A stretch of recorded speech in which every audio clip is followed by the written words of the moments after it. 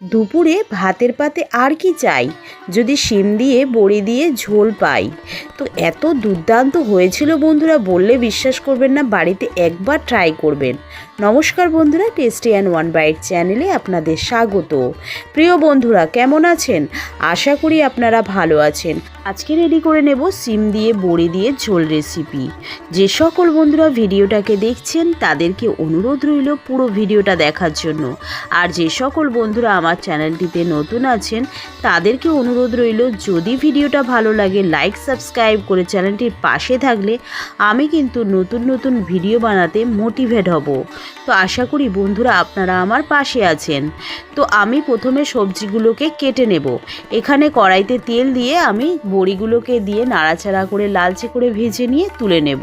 এর মধ্যে আমি আরও 1 চা চামচ মতো তেল অ্যাড করে দিয়েছি, দিয়ে কিন্তু শিমগুলো দিয়ে আমি ভেজে নেব। ভেজে নিয়ে তুলে নিলাম। আর ওই তেলের মধ্যেই আমি আলুগুলোকেও ভেজে নেব। আলুগুলোকে দিয়ে অল্প পরিমাণে হলুদ দিয়ে দিলাম, দিয়ে কিন্তু আমি ভেজে নিলাম। হালকা লালচে করে ভেজে তুলে নিয়ে ওই তেলের মধ্যে একটা শুকনো লঙ্কা, একটা তেজপাতা, 1 চা চামচ মতো 5 ফোড়ন, 1 চা চামচ আদা বাটা দিয়ে ভালো করে নাড়াচাড়া করে নিয়ে একটা টমেটো দিয়ে স্বাদ অনুযায়ী লবণ দিয়ে ভালো করে নাড়াচাড়া করে নিলাম। এবারে দিয়ে দিলাম 1 চা চামচ করে জিরে, ধনে, শুকনো লঙ্কা গুঁড়ো আর হলুদ গুঁড়ো দিয়ে জল দিয়ে মশলাটাকে কষাতে কষাতে 3টে কাঁচা লঙ্কা ভেঙে দিয়ে দিলাম। দিয়ে এর মধ্যে আলুগুলোকে অ্যাড করে দিয়ে এবারে ভালো করে আমি কষিয়ে নেব। কষিয়ে নেওয়ার পরে আমি এর মধ্যে শিমগুলোকে অ্যাড করে দিয়ে ভালো করে নাড়াচাড়া করে নিয়ে জল দিয়ে দিলাম পরিমাণ মতো সিদ্ধ হওয়ার জন্য। ঢাকা দিয়ে দিলাম। সিদ্ধ হয়ে গেছে আলুগুলো একদমই। আমি এর মধ্যে বড়িগুলোকে অ্যাড করে দিয়ে নাড়াচাড়া করে নিয়ে খানিকক্ষণ ফুটিয়ে নেব।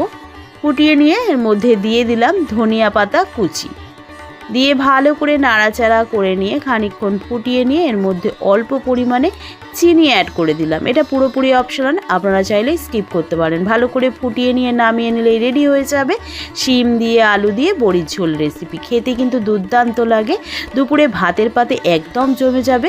ভিডিওটা ভালো লাগলে লাইক সাবস্ক্রাইব করতে ভুলবেন না। কমেন্ট করে জানাবেন রেসিপিটা কেমন লাগলো। ভিডিওটাকে বেশি বেশি করে শেয়ার করে দেবেন, আর তার সঙ্গে বেল আইকনটা প্রেস করতে কিন্তু ভুলবেন না। বেল আইকনটা প্রেস করলে সবার আগে নোটিফিকেশান আপনাদের কাছে পৌঁছে যাবে আমি যে নিত্যদিন ভিডিওগুলো ছেড়ে থাকি। আমি আবারও একটা নতুন রেসিপি নিয়ে হাজির হব। ততক্ষণ আপনারা সুস্থ থাকবেন, ভালো থাকবেন। আজকের মতো এইটুখানি। ধন্যবাদ বন্ধুরা।